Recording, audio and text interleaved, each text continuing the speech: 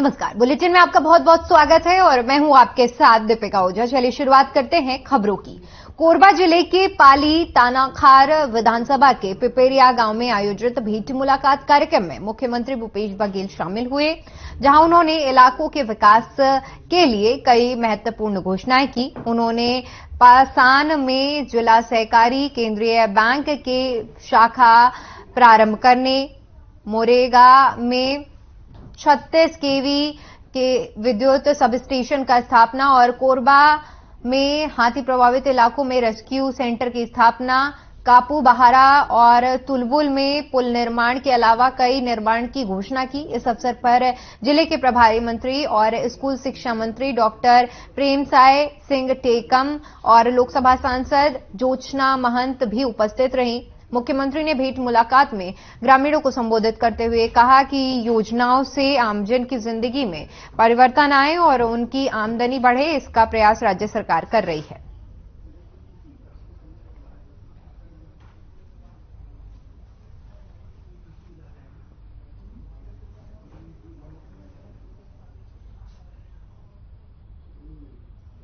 हमन 29 जन सदस्य हैं का महिला रखे हो में महिला रखे हैं। महिला लगभग 50% ऊपर महिला मन है। वाह बढ़िया। बाकी हमन का का काम करे हमन का जैसे खेल कूद कराए और नाच गान घलो कराए।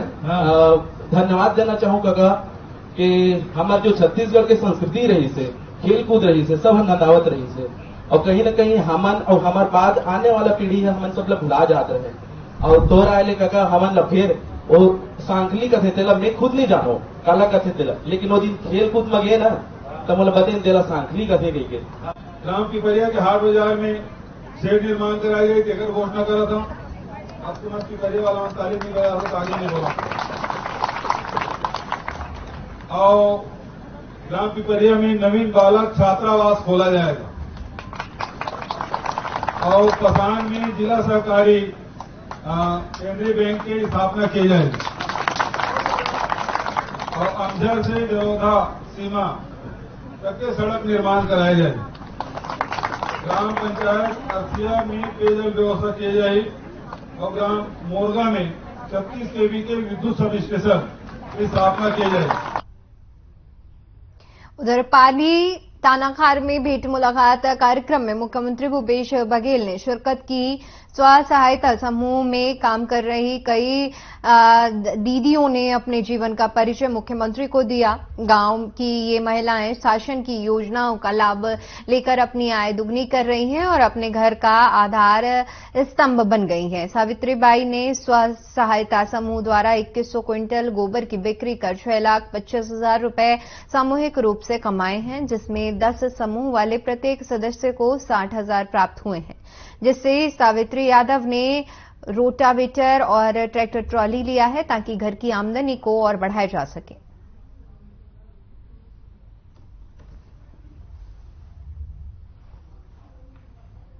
तो बताते चले कि सीएम के भेंट मुलाकात कार्यक्रम का आयोजन किया गया, जिसमें बड़ी संख्याओं में महिलाओं ने हिस्सा लिया। स्वयं सहायता समूह यानी कि सेल्फ हेल्प ग्रुप की जो महिलाएं थी इस दौरान कार्यक्रम में पहुंची, जहां उन्होंने बताया कि किस तरह से उनकी आय दुगनी हुई है।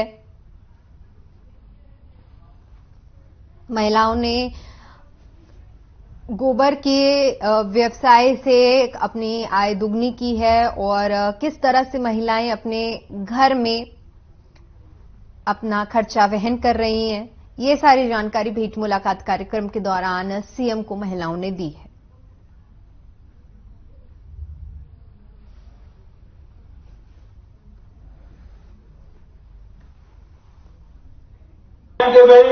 और पार्टी के लिए हम 2500 रुपये खरीदो और मना करा थे तो एक रास्ता निकाले राजीव गांधी किसान न्याय योजना ओकर माध्यम से पैसा दे शुरू करे।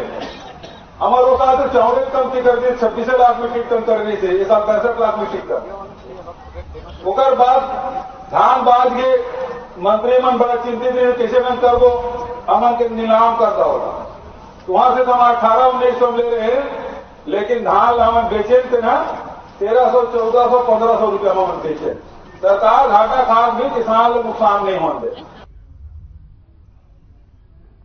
जिले के शिंदगढ़ विकास खंड के अंतर्गत ग्राम पंचायत कीकीरपाल के बालक आश्रम भवन खंडहार में तब्दील हो चुके हैं। आपको बता दें कि हालात इतने ज्यादा खराब हैं कि हर कमरे में जगह जगह दरारें आ चुकी हैं। ऐसे जर्जर भवन में बच्चे पढ़ाई करने को मजबूर हैं। आपको बता दें कि बालक आश्रम में 100 सीट हैं और बिस्तर केवल 45 हैं। सुविधाओं की कमी होने के चलते 2 बच्चे एक बिस्तर में सोने को मजबूर हैं। साथ ही बच्चों को भारी दिक्कतों का सामना भी करना पड़ रहा है। कई बार शिकायत देने के बाद भी जिम्मेदार अधिकारी बालक आश्रम की सुध नहीं ले रहे हैं।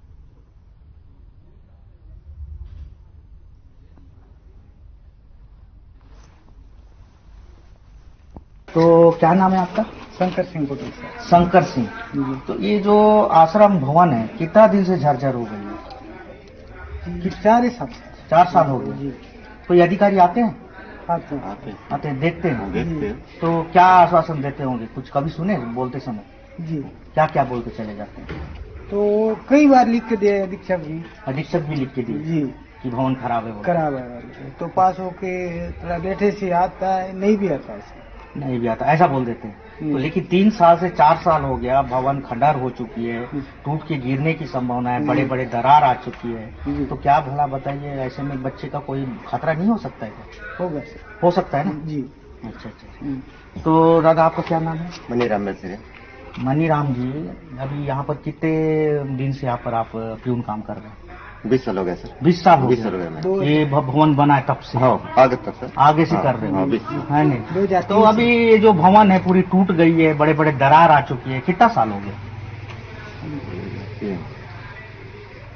फिर भी कितना साल हो गया वो बताइए, अंदाज से बताइए। 4 साल 5 साल? 4 साल 4 साल हो गया सर। भवन भीतर तक तो फूटी सर, पूरा फूट। हाँ चलो सर देखो। है ना, वो तो देख लिए अपन, वो पूरा देख लिए है ना। तो ऐसी जगह में अगर बच्चे क्या सुरक्षित लगते हैं? नहीं सर, डर लगता है बच्चे लोग को, रूम में घुसने नहीं देते हम लोग। अच्छा, उसमें घुसने नहीं देते। लेकिन बाकी जगह में बेड लगी हुई है, तो वहाँ पर बच्चे हैं, कभी भी खतरा हो सकता है। खतरा है सर, इसीलिए बच्चे लोग रूम में जाने नहीं देते। और एक बात बताता हूँ आपको मैं, यहाँ पर 100 बच्चे हैं। 100 बच्चे है ना? 100 बच्चे हैं ना? 100 बच्चे हैं तो बेड है 45। तो बच्चे कैसे कैसे वहाँ पर सोते हैं? डबल सोते हैं सर। डबल सोते हैं? डबल। ये दयनीय नहीं बात है? नहीं, बच्चे को डबल सोने का नहीं है, सिंगल एक जन सोने का है। पर कभी इसके बारे में अधीक्षक कभी नहीं बोले क्या आगे वाले से? फटा उटा नहीं आया तो बोले सर। अच्छा, फटा उटा नहीं आया, बाकी सब पहुंच गया उन दिन। अच्छा। तो हम इससे प्यून से चर्चा किए हैं और प्यून ने भी यही बात को बताने का प्रयास किए कि यहाँ पर 100 बच्चे हैं दर्ज और 45 बेड्स हैं। बेड से भी कमी है, बेड से भी कमी प्लस यहाँ की जो भवन है ये भी झरझर हो चुकी है। कभी भी इस खंडहर भवन ढह सकती है, बच्चों का भविष्य खतरा में आ सकता है, बच्चे का जो जिंदगी है खतरा में आ सकता है। उनके माँ बाप यही समझ करके यहाँ पढ़ाने भेजे होंगे कि हमारे बच्चे अच्छे पढ़ेंगे और अच्छे लिखेंगे और आगे बढ़ेंगे, मगर यहाँ शासन प्रशासन की नजर यहाँ पर पहुंच से बाहर हो रही है और अगर पहुंच भी हो रही होगी तो नजर अंदाज किया जा रहा है। बताइए भला, अगर हमारे जो सुकमा जिला का ऐसा भविष्य अगर होगा तो शिक्षा की व्यवस्था में कहाँ तक हम अच्छी बात करेंगे। इस बीच पाली से बड़ी खबर सामने आ रही है। आपको बता दें कि बीच मुलाकात कार्यक्रम का आयोजन किया गया, अधिकारियों के साथ समीक्षा बैठक जारी है। पाली रेस्ट हाउस में बैठक का आयोजन, अधिकारियों की समीक्षा बैठक जारी है। तो बड़ी और अहम जानकारी आपके साथ साझा कर रहे हैं, जहां पर बीच मुलाकात कार्यक्रम का आयोजन, अधिकारियों की समीक्षा बैठक जारी है। पाली रेस्ट हाउस में बैठक का आयोजन किया गया है, अधिकारियों के साथ समीक्षा बैठक जारी है।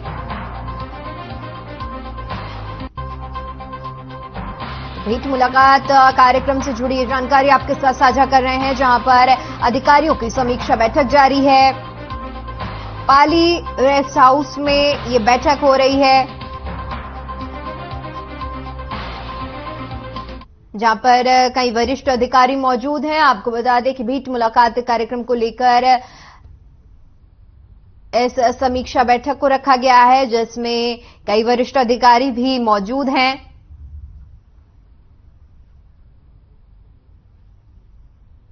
तस्वीरें हम आपको दिखा रहे हैं,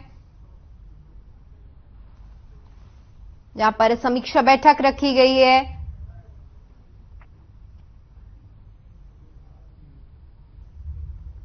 वहीं अगली खबर सुकमा से है, जहां जिले के छिंदगढ़ विकासखंड की पीएम सड़क ग्राम पंचायत नेतानार की किकिरी पाल मार्ग पर बीच सड़क धंसने की वजह से सुरंग बन गई है। आपको बता दें कि इस सड़क मार्ग पर गाड़ियों की आवाजाही लगातार लगी रहती है, जिससे सड़क पर कभी भी बड़ी दुर्घटना हो सकती है। आने जाने वाले कुछ लोगों से बात करने पर पता चला कि इस सुरंग की वजह से 2 से 3 बार मोटरसाइकिल चालक हादसे का शिकार हुए हैं, जिससे सवाल उठता है कि क्या जिम्मेदार अधिकारी किसी हादसे का इंतजार कर रहे हैं।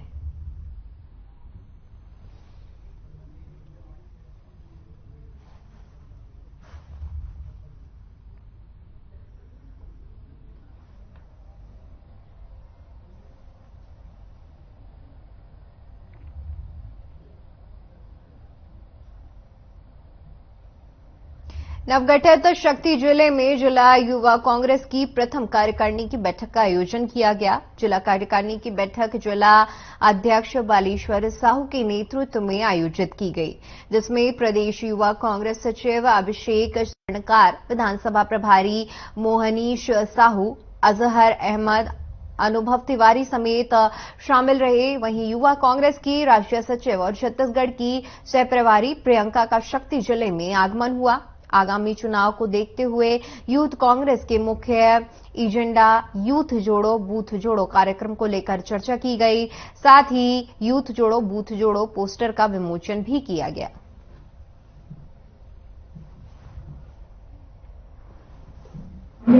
आज शक्ति में मेरी पहली जिला कार्यकारिणी बैठक थी, जिसके अंदर हमें दिल्ली से राहुल जी द्वारा और हमारे राष्ट्रीय अध्यक्ष वी श्रीनिवास जी द्वारा एजेंडा दिया है 2023 आने वाले आगामी चुनाव के लिए कि युवा कांग्रेस मिलकर बूथ पर काम करेगी मजबूती से।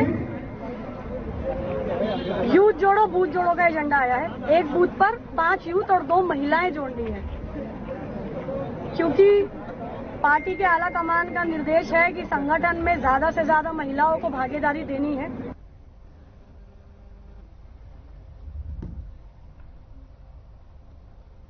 भारतीय जनता युवा मोर्चा ने युवाओं के हित के लिए रायपुर विकास प्राधिकरण के खिलाफ प्रदर्शन किया। रायपुर विकास प्राधिकरण और चिप्स की लड़ाई में 150 स्टार्टअप्स हैं, जिसमें 3 से 4 हजार लोगों का रोजगार जुड़ा हुआ है। रायपुर के सिटी सेंटर मॉल के पास विकास प्राधिकरण की जो जगह है उसे बिना पूछे चिप्स को बेचा जा रहा है, क्योंकि चिप्स के ऊपर 2.18 करोड़ रुपए किराया बाकी है। चिप्स निरंतर सभी 150 स्टार्टअप से हर महीने किराया वसूलता आ रहा है। अपने भ्रष्टाचार को छुपाने के लिए बिना स्टार्टअप के मालिकों को जानकारी दिए बिना जगह को बेचा जा रहा है। दोनों विभाग एक दूसरे के ऊपर आरोप मढ़ रहे हैं और यहां युवा बेरोजगार होने की स्थिति में है।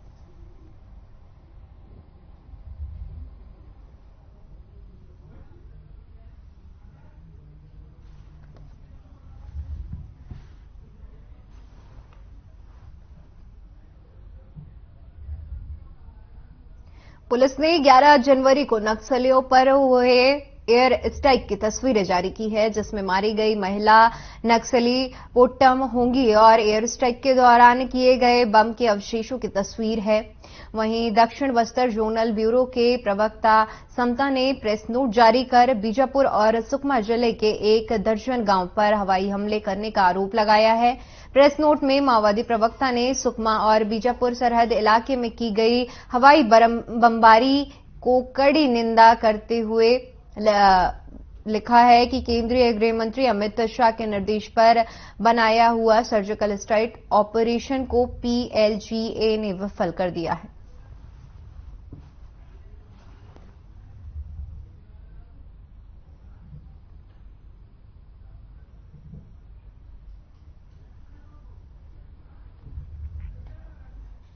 पिछले कुछ सालों से मकर संक्रांति 15 जनवरी को मनाई जाने लगी है और ये सिलसिला लगातार जारी है। आने वाले वर्षों में भी ये जारी है। बिलासपुर की रेडियो स्टेशन अधिकारी डॉक्टर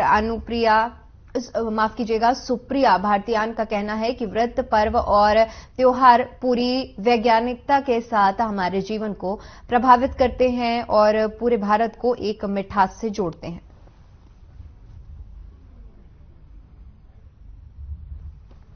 सूर्य का हमारे जीवन में बहुत महत्व है, क्योंकि हम जिस गोलार्ध में रहते हैं उसकी बहुत बड़ी भूमिका रहती है सूरज की हमारे जीवन में, हमारे जीवन के अलग अलग क्षेत्रों को ढालने में।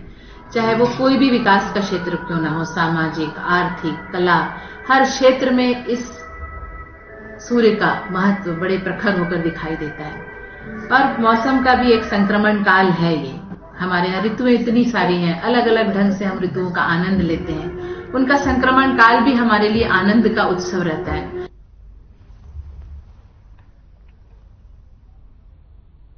बिलासपुर विधानसभा क्षेत्र के विधायक शैलेश पांडे से हमारे संवाददाता श्रीचंद मखीजा ने हाथ से हाथ जोड़ो, भारत जोड़ो यात्रा पर विशेष चर्चा की है। क्या कुछ कहना है, आइए आपको सुनवाते हैं।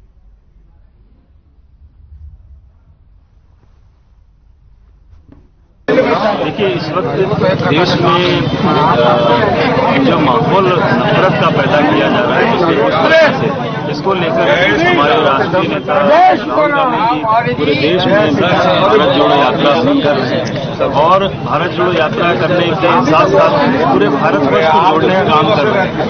इस यात्रा के पश्चात माननीय राहुल गांधी जी ने पूरे देश में कांग्रेस को निर्देश दिया है कि अब हाथ से हाथ जोड़ो, यानी कि अब हम जो है वो एक एक व्यक्ति को जो नफरत के माहौल में जो भारतीय जनता पार्टी और अन्य लोग जो है इस पूरे देश में नफरत का माहौल कर रहे हैं, बात करें उसके हिसाब से और गणना किया गया उसमें आशा करते हैं कि आगे से 150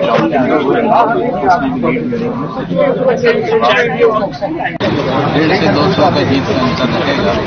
मतदान का प्रतिशत कम नहीं रहा, क्योंकि यहाँ पर मतदाता सूची जो है उसमें लोग वहाँ पर निवास नहीं करते, उसको रिव्यू करने की जरूरत है। पिछले समय भी 51-52% पड़ा था, अभी भी क्योंकि मतदाता सूची में जब तक बाहर गए हैं, जो मर गए हैं, उनको नहीं निकालेंगे तो प्रतिशत नहीं पड़ता।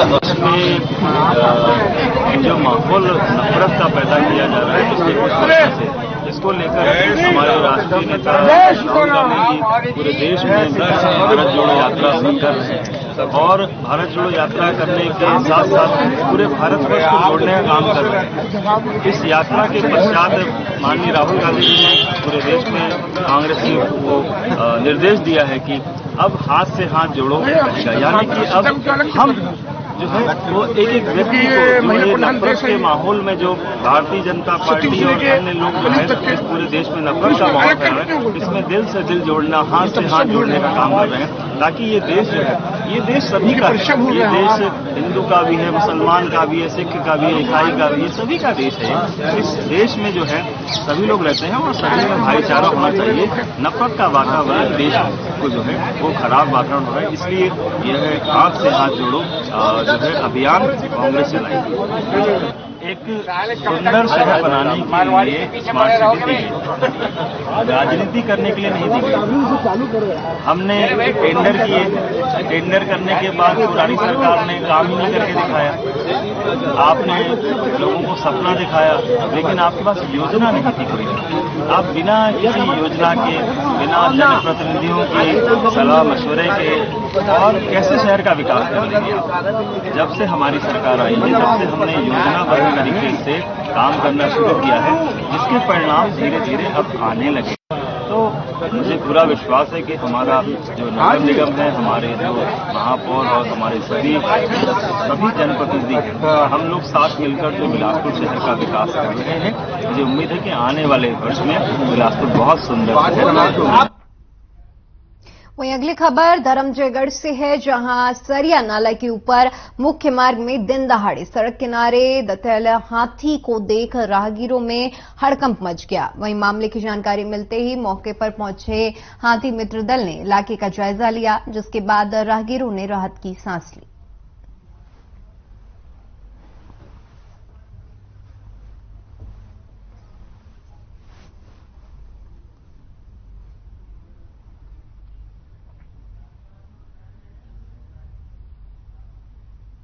चलिए बढ़ते हैं अगली खबर की ओर, जो कि जांजगीर चांपा से है, जहां पर आपको बता दें कि धान मंडी में खुलेआम भ्रष्टाचार हो रहा है। शाम होते ही काली कमाई करने का काम शुरू हो जाता है।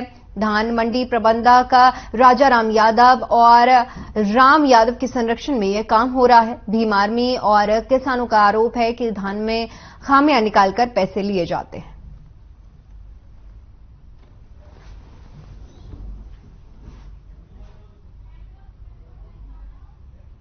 भूगांव धान मंडी प्रभारी के द्वारा गरीबों के किसानों के हक के खून पसीने के कमाई को डाका डाला जा रहा है। नमस्कार, मैं ओम प्रकाश कश्यप और आप देख रहे हैं हर खबर डंके की चोट पर। अभी मैं जिला जांजगीर चांपा के पामगढ़ ब्लॉक के अंतर्गत भूगांव के धान मंडी में पहुंचा हूं और जानने की कोशिश करेंगे आखिर किस प्रकार से डाका डाली जा रही है। क्या नाम हुआ आपका?